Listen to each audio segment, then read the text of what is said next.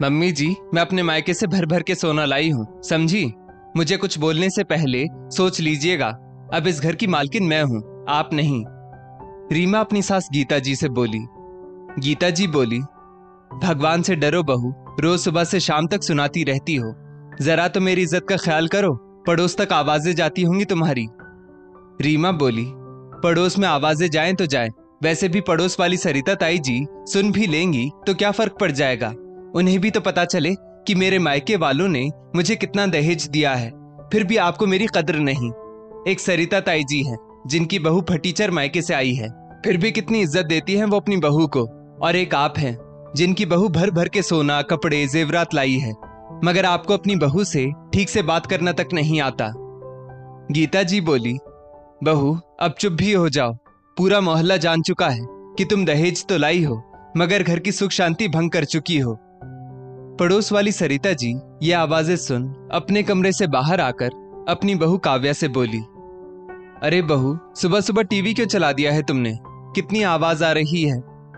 काव्या बोली, मम्मी जी ये आवाज टीवी की नहीं है, ये आवाज तो हमारे पड़ोस के घर से आ रही है। लगता है आज फिर गीता चाची और उनकी बहू रीमा में लड़ाई हो गई है। सरिता जी बोली, हाँ बहू, इन दोनों का तो ये रोज का काम है। सरिता जी अपने कमरे में वापस आकर बैठ गई। उतने में काव्या चाय लेकर आई और बोली, मम्मी जी ये लीजिए, चाय नाश्ते में क्या बनाना है ये भी बता दीजिए। जो तुम्हारी मर्जी हो वो बना लो बहू।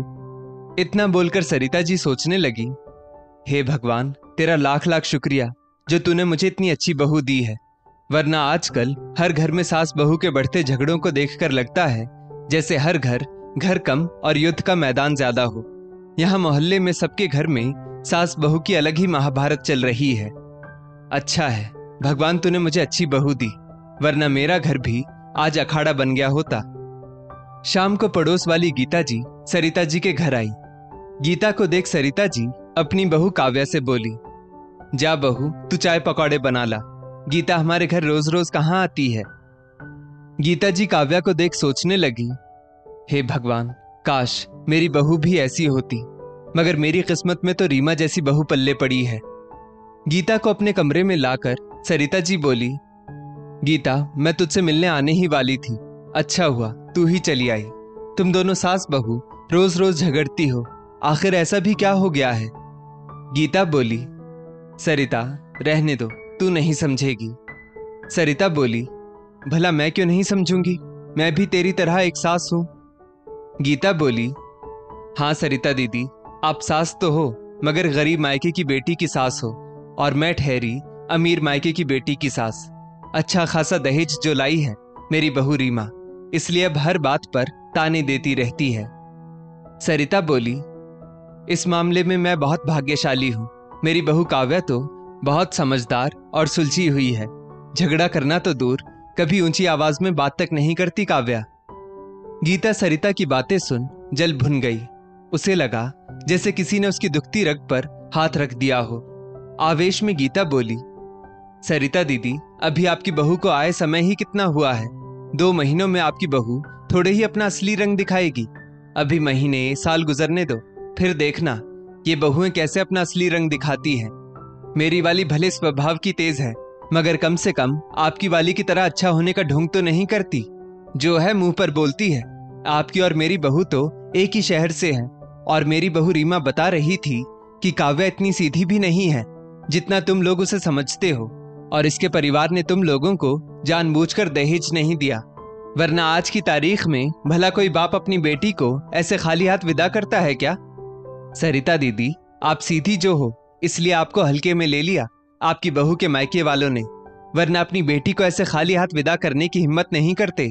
और अब आपकी बहू आपको झांसे में लेकर आपके घर पर राज करेगी, तभी तो वो कितनी चिकनी चुपड़ी बातें करती है और घर का सारा काम भी बिना शिकायत करती है। मैं तो कहती हूँ आप अपनी बहू को इतना सिर पर मत चढ़ाओ, हो सके तो उससे ढंग से बात भी मत करो, फिर देखना कैसे उसकी और उसके माँ बाप की अक्ल ठिकाने आएगी। उतने में काव्या चाय पकौड़े लेकर आ जाती है। गीता जी काव्या को देख अपनी बात बदल कर बोली, अरे काव्या इतना सब करने की क्या जरूरत थी, आप बैठ हमारे साथ। काव्या बोली, गीता चाची, आप लोग लीजिए, मैं रसोई के सारे काम निपटाकर अभी थोड़ी देर में आती हूँ। काव्या के जाते ही गीता बोली, देखा सरिता दीदी, तुम्हारी बहू तो मीठी छुरी है, तुमको मीठा बन बन के काटेगी।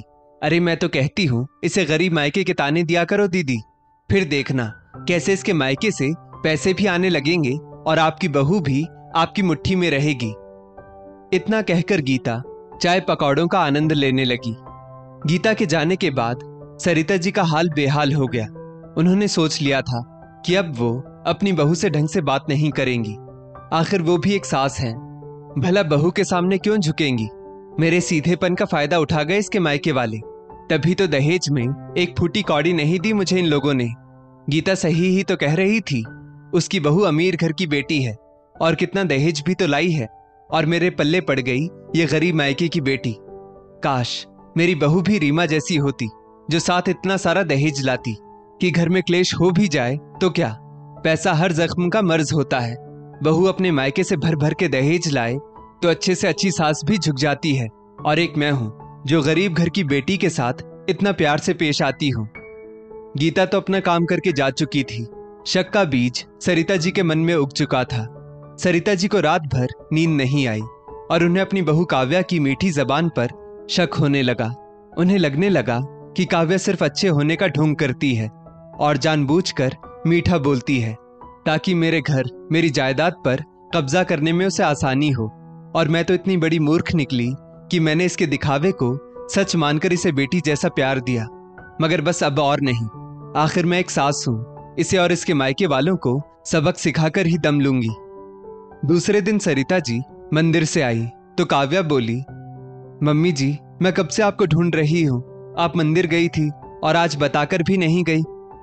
सरिता जी बोली, मैं क्या तुम्हारी गुलाम हूं जो तुम्हें हर बार बताकर जाऊंगी।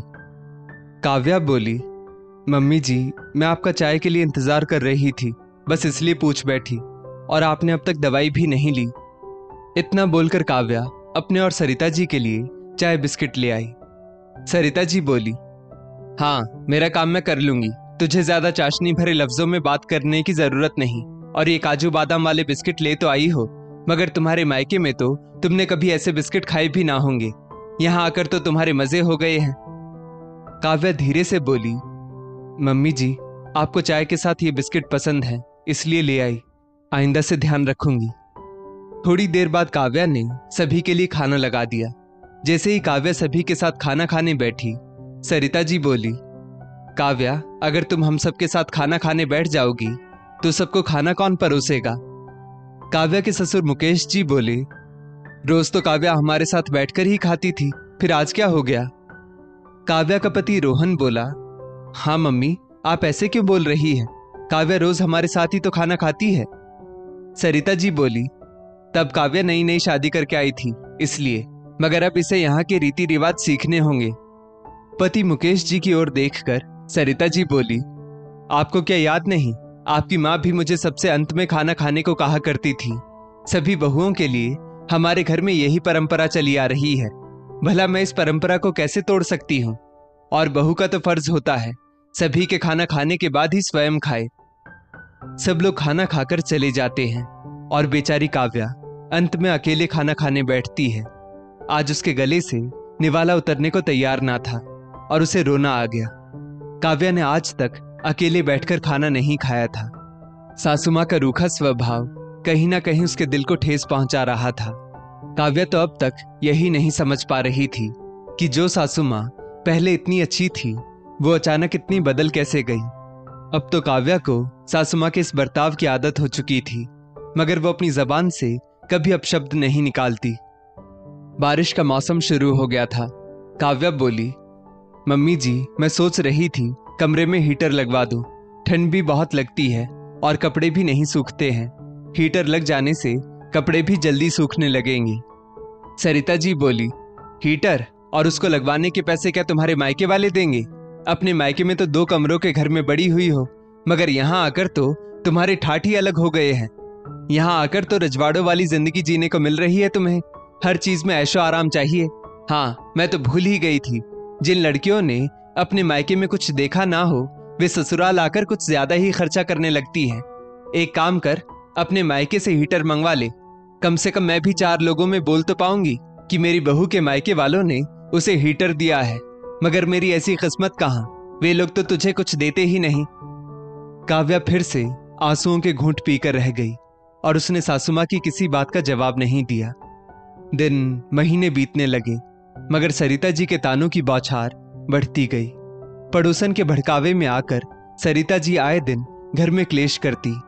एक दिन अचानक सरिता जी को चक्कर आए और वो नीचे गिर पड़ी और दीवार में ठोकर लगने से उनके सिर में चोट भी बहुत आई। काव्या घर में अकेली थी।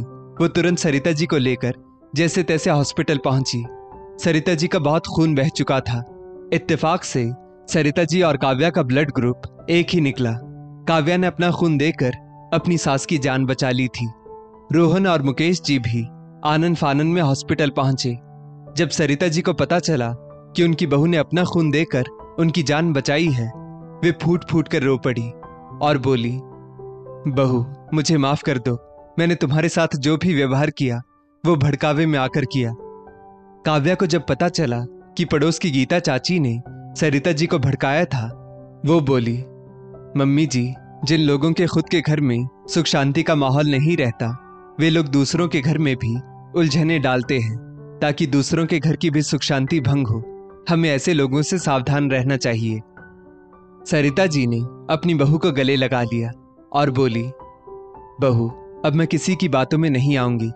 ना जाने मैंने भड़कावे में आकर अपने घर में ही कितने क्लेश कर लिए। मैं मूर्ख इतना ना समझ पाई कि आजकल दूसरों के घर में सुख शांति देखकर लोग जलते हैं और उनके घर में भी आग लगा जाते हैं, जिस आग की चिंगारी इतनी भयानक होती है कि अच्छे से अच्छा घर उसमें खाक हो सकता है। दोस्तों, अक्सर लोगों को दूसरों के घर की सुख शांति भंग करने में आनंद आता है। इसीलिए हो सके तो दूसरों के भड़कावे में कभी ना आए, क्योंकि आजकल लोग किसी का सुख बर्दाश्त नहीं कर पाते हैं। इस स्टोरी को लेकर आपकी क्या राय है, नीचे कमेंट करके जरूर बताइएगा। और ऐसी ही और भी बेहतरीन वीडियोस के लिए हमारा पेज जरूर फॉलो करें। धन्यवाद।